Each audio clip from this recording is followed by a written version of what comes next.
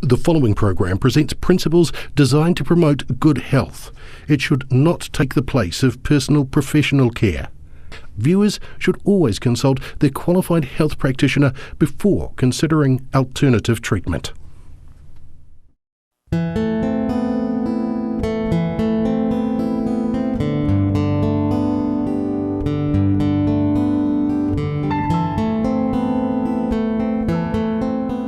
Working out, cleaning the board.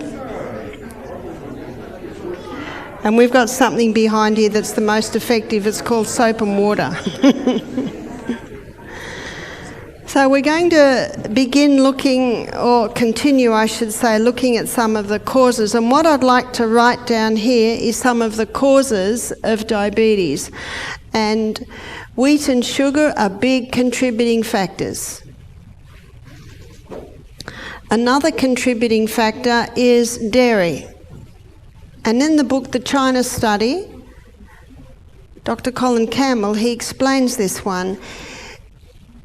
When a human takes dairy, in the majority of cases, it's difficult to break down because we haven't got the 5 stomachs. And so molecules come into the blood that aren't properly broken down, and the body creates antigens to deal with them. Now, their molecular structure is very similar to the molecular structure of the beta cells in the pancreas. And so these pathogens, they're wiping out these molecules from the partially broken down milk, and then they look over at the pancreas and start to break down the beta cells in the pancreas. I hope I didn't lose you with that one. And so dairy is a big contributing factor. Colin Campbell states that children that have cow's milk in the first year of life have a 70% greater risk of developing type 1 diabetes. And yet, what would most children have for breakfast? Cereal, milk and sugar. That's what I had as a child, yeah? So that's another causative factor. Number 3 is drugs. Many drugs have as their side effect an effect on the beta cells in the pancreas to break them down. There is much research today, and I know a Dr. Glassons from America, he pioneered a lot of this research in about the 80s, that the polio vaccine was causing the type 1 diabetes. That's quite alarming, isn't it? Do you know, the health department have put a statement out in the last few days that the only cases of polio around today are from the polio vaccine. Polio was wiped out before vaccines came in. Quite alarming, isn't it? The human body was designed to heal itself, and it'll heal itself if you give it the right conditions. And I had a lady ring me up with a 16-month-old child with diabetes, and she said it developed after her vaccinations. Now, there are children that are vaccinated that don't have diabetes. It's like this really. It's the best way to explain it. A whole lot of little threads come together to make a strong rope, and a strong man cannot break that rope. But a little mouse that strong man could step on and squash can start eating at all those little threads. And the rope that the strong man could not break, that little mouse successfully does by nibbling at those threads. We are a combination of a whole lot of bits and pieces, aren't we? And that's why I believe we should be the doctor. Where to put the detective hat on and thread all of those threads. Another cause of diabetes is the bleach that they bleach flour with. Now, flour, or wheat flour, or even spelt flour, kamut flour, if the bran and the wheat germ are taken out, it's almost the colour of the inside of my skin there, like a light beige colour. And so they wanted the wheat or the flour white. So they bleach it with a bleach called alloxan. And alloxan, the research is showing now, kills the beta cells in the pancreas. So another reason why this wheat is contributing to it. And so, number 1 to get a turnaround with diabetes is the wheat and the sugar must stop, the dairy must stop, and ideally the drugs stop. Now, some people are on medications that cannot be stopped straight away. Some medications can be stopped straight away, and that's why it is good to get some advice on that. The medications that must not be stopped straight away are things like antidepressants, things like your cortisone drugs. There can be a major reaction if you stop them. What we do at Misty Mountain Health Retreat is we get people to begin implementing lifestyle changes. The body gets strong, the body starts working better, and then they can ease off the medications. That's probably the best way to do it. But if you are on medication, it is good to get advice on how that can be taken off, especially if a person has been on it for years. Tomorrow night when I look at heart health, I'll be directly addressing things like cholesterol-lowering medication, blood thinning medication, and blood pressure medication. So we'll be looking at that tomorrow night. Regarding insulin, what I find when people come to our health retreat, within 38 hours they're having to reduce their medication because their blood sugar levels are going too low. And this young man, Dan, that I told you about, remember I said that every night he'd get a blood sugar level low. Do you know what that meant? He's on too much insulin. By the third week, Dan had reduced, now this is type 1 diabetic, he'd reduced his insulin by 90%. That's in 3 weeks. That's incredible, isn't it? That's so quickly he was getting those results. Now there was something else that he was doing, so we'll put here, eliminate. These are the things that must be eliminated. Is these 3 things here. Now we're going to go over what needs to be implemented, and this is 8 glasses of water a day.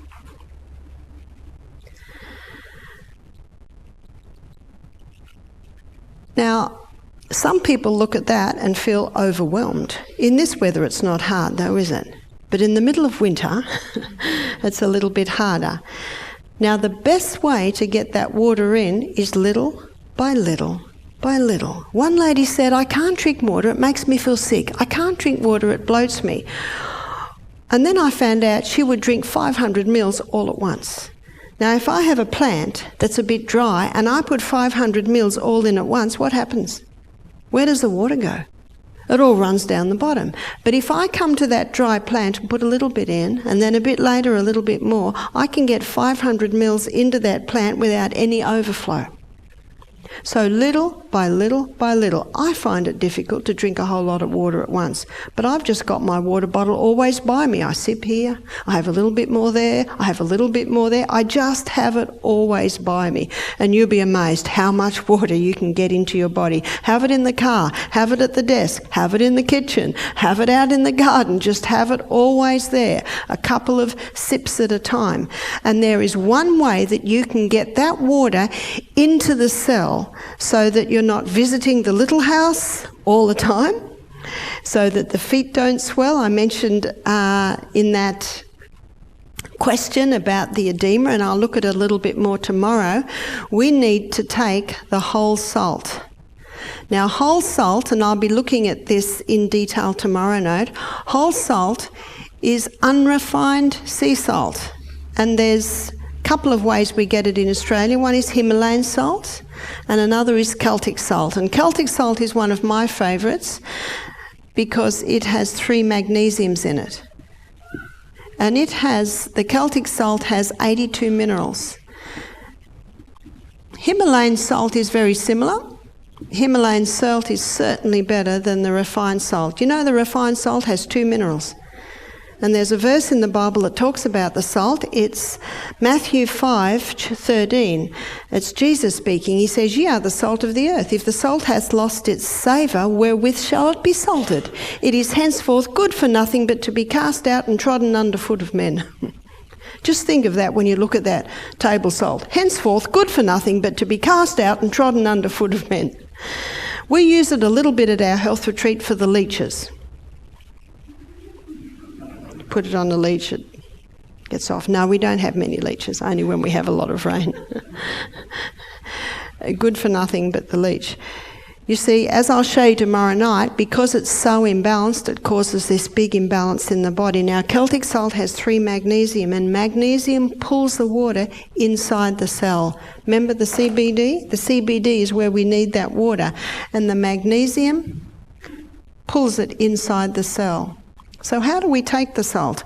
I take a crystal of Celtic salt on my tongue before every glass of water that I drink. Now, I did say I sipped, but every time I start a new glass, I'll put a crystal on my tongue and I'll drink a few mouthfuls, then I'll drink a few more mouthfuls. When I've done a cup, then I'll have another crystal of salt. You see, we are so mineral deficient today because the soils are deficient, the plants are deficient, and if you have a crystal of Celtic salt on your tongue before you drink every glass of water, all you will do is replace the minerals you lost yesterday. Especially do you need it in this hot weather because you are perspiring. Have you ever tasted your perspiration? It's very salty. So you think about it, we're salty people. We need that salt. And that salt allows the water to be taken inside the cell. Now this cell, I'm talking about your pancreatic cells. The pancreas cannot make these hormones to balance the blood sugar levels unless it has adequate minerals. And the best place, the cheapest place, the most effective place is in the salt, because we need the minerals in a way that the body can use them. And because they are in the way that they are found in the body, when you take it, it liquefies and it gets through the membrane of the cell, gets that water inside the cell. It's well documented. It's the quickest way to hydrate a body, is to take that salt. If you were under the impression that salt was bad, and this is news to you, and you're used to no salt, my suggestion is start slowly. Just have the tiniest little bit, because your body, one of the most amazing things about the body is its ability to adapt and adjust. And the body, if your body's had no salt, it has adapted and adjusted to that, and as you'll see tomorrow night, at a cost. But now, if you want it to take the salt, which is a good idea to do because we need those minerals, there'll be a little bit of time getting the body to adapt and adjust back to that. But it is a delicious salt. It's very nice on your food as well, of course. So it's very important to take the salt. Another very important point of conquering diabetes, conquering weight, is exercise. And there is a type of exercise that gets the body up onto a more effective and better rate of running. There is a type of exercise that will stimulate the development of more insulin receptor sites. In a matter of days, you can conquer insulin resistance. Isn't that good news? If you implement the things I'm putting down here. Exercise. What is this interval training? Interval training, as the name implies, are intervals of high intensity and periods of recovery for a cycle. So a lot of the research with this has been done on exercise bikes, because I can testify it's not easy to run for 30 seconds. If you think to yourself, she doesn't know what she's talking about, I want you to try it tomorrow. In fact, at 20 seconds, my body is screaming at me, stop. But the type of exercise that's going to wake up that pancreas, the type of exercise that is going to wake up the insulin receptor sites on the cell and get them moving again, is the type of exercise that's very, very hard work. It's going to get you out of your comfort zone. Now, if you can't run, exercise bike. Can't exercise bike, swim. Can't swim, push-ups. Can't push-ups, push-ups on the wall. Fitboard. You just got to find out what works for you. It may be a good idea to go to a gym and try different pieces of equipment and see what works for you. Then go home, and we have Gumtree or eBay in Australia. You can buy second-hand pieces of equipment. But the exercise bike, most people find, is the easiest way to do this high intensity. If you can't do 30 seconds high intensity, start with 10 or start with 15. But remember, don't stop when your body tells you to. You push yourself a little bit more. It's that pushing of yourself that strengthens that heart, and I'll talk about it in detail again tomorrow night. But it's that pushing of yourself that's going to waken up the insulin receptor sites on the cell, and he's going to wake up that pancreas. Now, Dan told me that his doctor told him his pancreas was dead. 20. I said, is it gangrene? What's dead? If there's blood and if there's lymph going through that pancreas, there's life, and there is the ability to revive.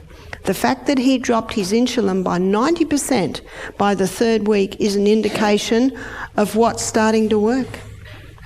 The pancreas. He adjusted it according to his blood sugar levels. They kept going lower and lower, so he'd go less, and that's how you do it. 30 seconds high intensity, 90 seconds recovery for about a cycle of 6. If at first you can't do a cycle of 6, do a cycle of 3. You just got to start with where you're at. Dr. Al says in his book PACE, his PACE means progressive acceleration of cardiopulmonary exertion. You don't have to repeat that back to me. Progressive, that means what you can't do now, you'll be able to do in a few days. Have you done the maths on that? Impressive, isn't it? What's this, 10 minutes a day? I'm a busy lady. I love it. I used to do 2K half-hour walk. Now I do 15 minutes. That's all I do. But I incorporate the high intensity. You got to work and work hard. And when Dan came back from his morning walk, his clothes were wet, and he was like this. This is working hard. What sort of effort do you think the Olympian athletes put into their training? They put everything into it. Now, we're training for something more important than the Olympic Games, you know that. We're training for life. We're training for quality of life. And what you do to your body now will determine how you spend those latter years. And each one of us have the opportunity that our latter years will be comfortable, will be enjoyable. Isn't that what God meant?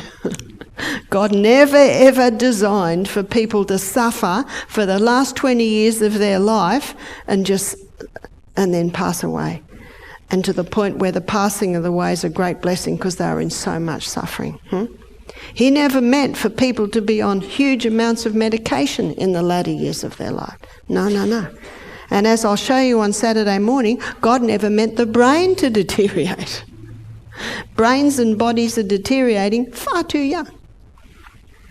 And remember, drugs never cure disease. They only change the form and location of the disease. The body is the only thing with the ability to heal you and I. And it will if you give it the right conditions. So the exercise is a very important part. Your fitness is not determined by how hard and fast you can go, but how long you take to recover. So if your first high intensity requires you 4 minutes recovery time, that's all right. It's not going to stay like that. Age has nothing to do with this. Got that? Age has nothing to do with it. Do you know the trainers today for the athletes are finding that this interval training is so effective. You'll find they're all doing it. And it also means you only need to do 15 minutes instead of an hour jog. You can get more out of a 15 minutes high intensity than an hour jog. And I don't know many people that have got that hour. I got too much to do. I just love it because I run out the door, and when I Amelia and I, we dive in the creek every morning after we've done it, and we need to because we're hot. Sometimes we need to take a change of clothes when we get out of the creek. And often I'll do my last high intensity in the creek, swimming against the tide. Once you start doing this, the feeling that you will get from it is so good. Your mind will be sparkier. Every cell in the body starts to work more effectively. And guess what starts getting burnt? It got rubbed out. Those fat cells. And that's one of the reasons why it's so effective in weight loss. It's incredibly effective with diabetes because of the stimulation of more receptor sites, more insulin receptor sites, because of the stimulation of the pancreatic cells, the beta cells that make the insulin to revive. But when you're starting to do that morning exercise program and your glycogen stores get used up, where does the body going to go now for fuel? It goes to the fat cells. So exercise is essential. Every day, I do it every day. I never miss. I've got an appointment. It's a little bit different here because of the time change, but at home, I usually wake at 5, I usually walk at 6, and I eat at 7. That's my appointment. I have an appointment. And you know, when we make an appointment, we've got to keep that appointment, don't we? That's the easiest way to do it. But I have known many people that have had incredible change in their life through this. And recently I was shown the value of this because sometimes I only do 3 high intensities because I just haven't got enough time. And I was in Georgia, in America, about 4 months ago. And I was talking to a young man and he wanted to pick my brains. And I said, I'm free tomorrow afternoon. He said, I've got to do a mountain climb. Do you want to come? I said, yeah. Now, the guy he was walking with couldn't come. He said, do you still want to do it? I said, yeah. So he's picking my brains the whole time. Now, we're walking like this, an hour and a half. Now, I pushed myself because I didn't want to hold him up. And every now and then I said, let's look at the view for a while. How long do you take to recover? Until your breathing and your heart rate settles down again, and then you can go it again. But I really did push myself. And it was winter, and it was cold, and my clothes were wet, and it's not easy. I don't perspire easily. Coming down was a lot easier, but we got lost. And so we were battling through the bush. We finally got home. I'm glad it's winter because the leaves were off the trees and you could see through the bush. I got home and had the best shower I think I've ever had. And I thought to myself, I am going to be sore tomorrow. Not one bit of soreness. I couldn't believe it. Not one bit of soreness. And I thought, this is incredible. Sometimes I'm only 15 minutes in the morning.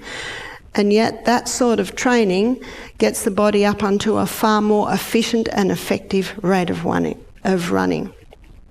So exercise, not negotiable.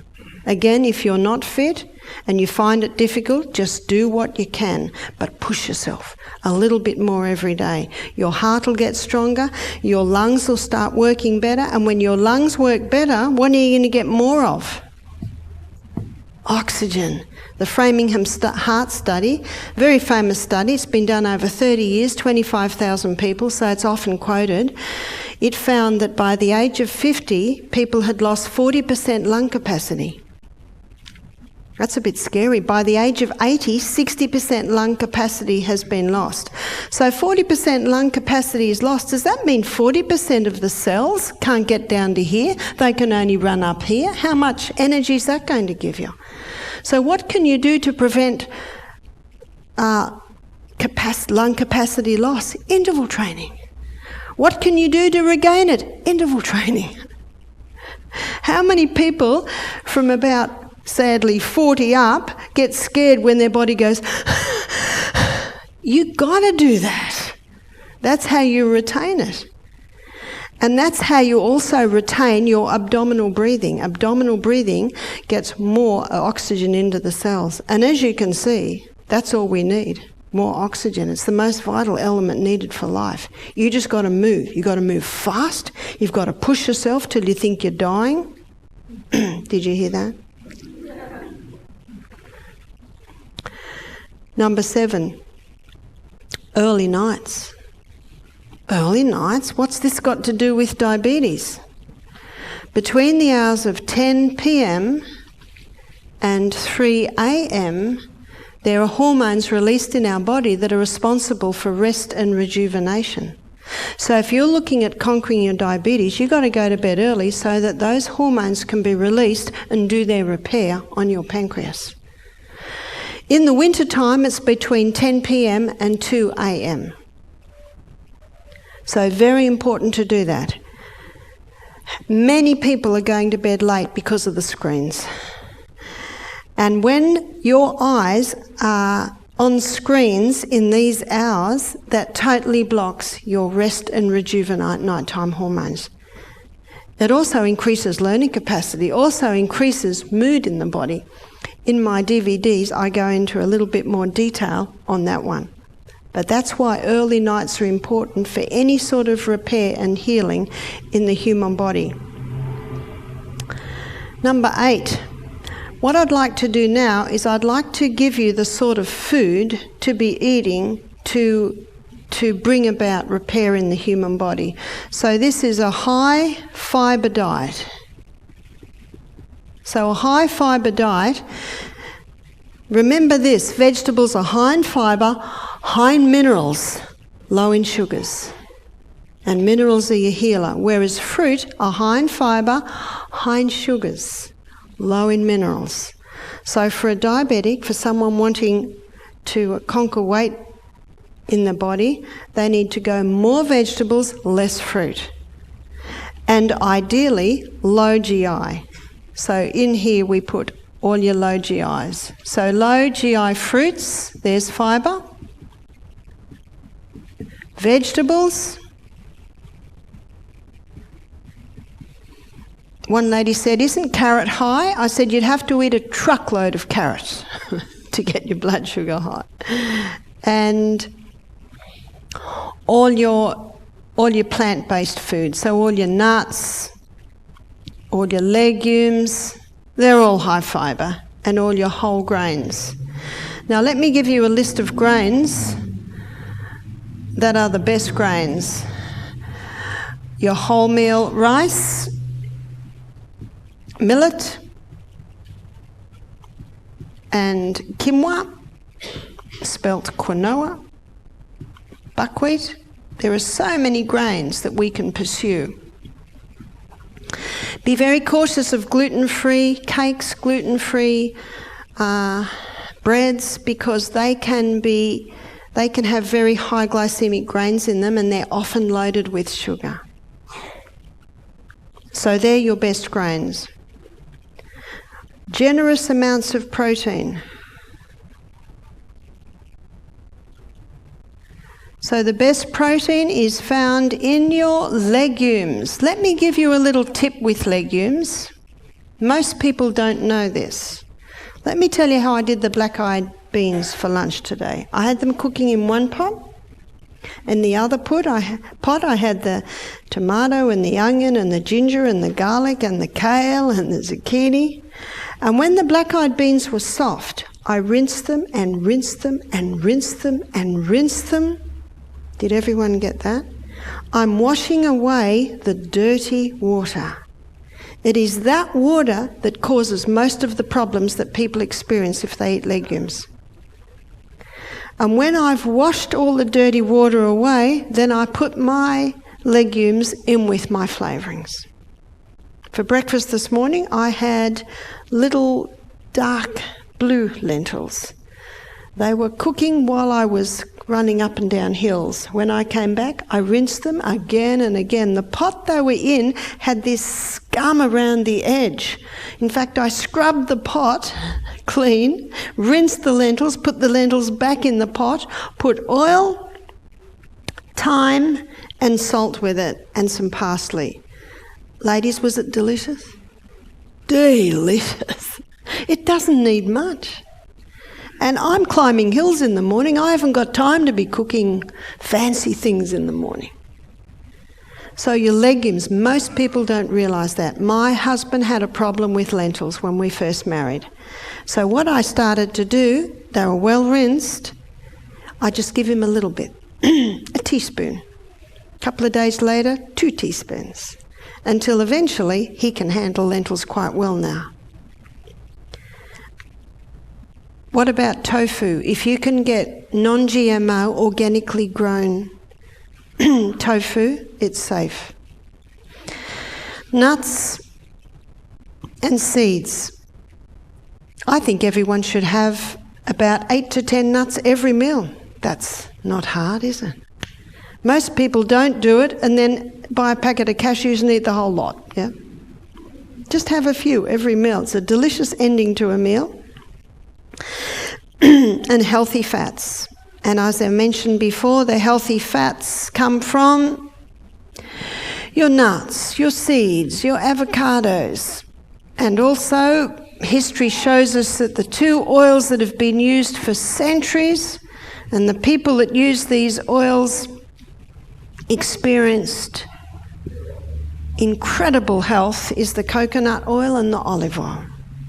Now, Dr. Bruce Fife, he's written about 5 books on the coconut oil.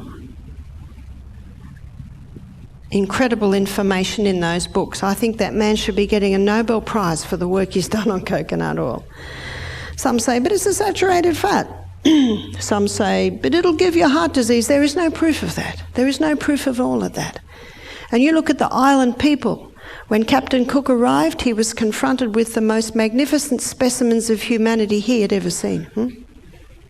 What did they eat every meal? Every meal. Coconut. What's the size today of the island people? Oh, they're very big. What are they eating? Here it is. What have they stopped? The coconut. It's not the coconut, it's because they've stopped the coconut. That's the problem. And low carbs. What about sugars? Now, last night a man asked me about stevia. Now, stevia is a sugar that does not get a pancreatic response with insulin. If you use too much, it gets a bit of flavour, but I think it's a good idea to train the taste away from the sweets. If a person has a diabetic, they really have to be very cautious with even maple syrup or honey, the natural sugars. Some say, isn't sugar a natural sugar? Sugar is as closely related to the sugarcane plant as heroin is to the poppy plant. Nothing wrong with sugarcane. It's the pure acid that's been extracted, and that is the sugar. So for a diabetic, a little bit of sweetening, they could use stevia. Also coconut sugar or palm sugar, which is the nectar, crystallised nectar from the flower of the palm. So it's also an unrefined sugar. What about dried fruit with a diabetic? Don't touch it. Very high glycemic index. And remember, it's not forever. It's just until you conquer it. And once you've conquered it, then you may have a little bit. I have seen many conquer it. What about type 1 diabetes? I have seen type 1 and type 2 diabetes conquered. Sometimes if someone is doing all of this and still struggling, by the way, I'll also put, did I say low GI? 9. It's good to get a glycemic index and know the low GI foods. But I have seen type 1 and type 2 diabetics conquer their diabetes. It takes a little bit of work, but the results are well worth it. But sometimes if there's not getting results, one have to check that they don't have exposure to mould and they don't have exposure to chemicals. So the things to be eliminated, I don't know whether I'm going to be able to do this. And this is one more that I have not yet mentioned, and it's something that Australians and New Zealanders love, and it's something that should be eliminated, and that is caffeine. Was that a groan? There is a way to come off the coffee without suffering. People say, do you drink coffee, Barbara? I say, no, I just watch the people suffer. Don't we, Amelia? Day 1, Misty Mountain Health Retreat. More people suffer from caffeine withdrawals than any other withdrawal. We've had people come off ecstasy, heroin, methadone, marijuana, alcohol, cigarettes. No one suffers like the coffee drinker. But there is a way to get off it without suffering. And the reason why the diabetic must stop this is because it causes an insulin response. And we don't want that. Say a person's on 3 cups of coffee a day. Well, tomorrow, the first cup of coffee, they have half a teaspoon of coffee and half a teaspoon of something like Caro or Echo, those cereal alternatives, cereal beverages. You familiar with that? And then a couple of days later, a quarter of a teaspoon of coffee and 3/4 of the Caro or Echo. If someone's on 3 cups of coffee a day, in about 10 days they can be off it without any pain or suffering. If someone's having 1 cup of coffee a day, they often can be totally off it in 5 days. On Saturday morning, I'll be showing you how it causes a chemical imbalance in the brain, so a huge contributing factor to mental illness. And in Australia, the current figures are 50% of people suffering from mental illness. But an even scarier figure is 1,700 cases of Alzheimer's are being diagnosed every week in Australia, and it is a preventable disease. And if caught in early stages, it can even be turned around. That's good news. So these are the simple lifestyle changes that will ensure powerful weight loss and also a conquering of the diabetes. The pancreas has to be revived. It has to be allowed to recover. And when you implement these things here, you do that. Are there any questions before we close? Yes? Eggs. Eggs are probably one of the safest of the animal proteins, but they must be organic. Yes? Peanuts are out. Why are peanuts out? Well, if you want to know why they're out, you can read the first chapter in the China study. And you might know that peanuts are banned in schools today. It's not the peanut, it's the mould that commonly grows on the peanut.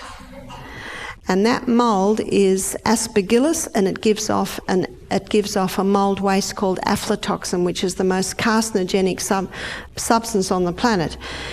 If you grow peanuts, harvest them, not a problem.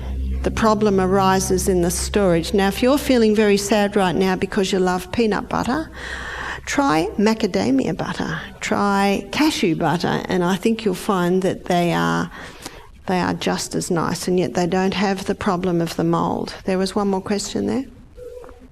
Yes? I was going to ask about the water and the salt. Yep. Would you say you've got your water bottle, would you just put the salt inside? No, you don't put the salt inside, and the reason is that magnesium is a water-hungry molecule and it'll dissolve in there. But when you put it on your tongue and drink it down, when it's on your tongue, already the mucous membranes in your mouth are taking in those minerals so that when you drink your water, it can take it inside the cell. Because we were meant to drink pure water. So it's just having that little bit. You know, the cows have their salt lick on the paddock. Adults, humans should have salt licks too. So we could put it on some chippies for kids and put it in the water? No, because we should not drink with our meals because it waters down our hydrochloric acid. But you give a child a bowl of salt, oh, they love it. They'll gladly take that salt. And after they've taken their salt, you won't have any trouble getting them to drink water. Yes?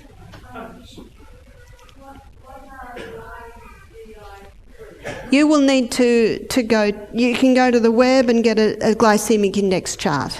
But glycemic index says how quickly the glucose breaks down from the food in your blood.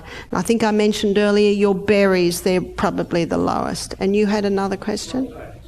Rolled oats.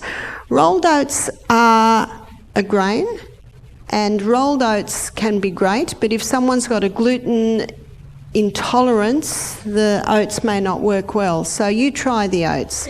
And if you have oats, my suggestion is don't have them every day. Alternate them with the other grains. But if you experience bloating after breakfast, it's usually the oats. Yes? Almonds, excellent nut.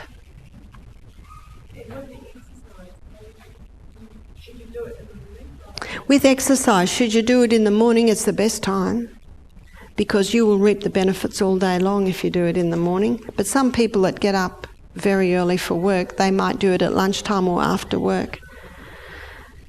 Yes? I'm curious, How fructose, very good question. I'm actually out of time, so I'll answer this very quickly and then we must end. A lot of diabetics are going to fructose because it doesn't get an insulin response, but the only organ in the body that has fructose receptor sites is the liver. So this high fructose corn syrup that's going into a lot of breads and things today is causing fatty liver and causing liver damage, because the only organ that has fructose receptor sites is the liver. So when there's an overload of fructose, the liver has to store it as fat. So there's your fatty liver. So fructose is not a viable alternative to a sweetener. But thank you for your attention tonight. Please bow your heads as I close. Thank you, Father in heaven, for this amazing body, and thank you for this information on how to treat it and how to get better results out of it. We thank you for this in Jesus' name. Amen. Thank you.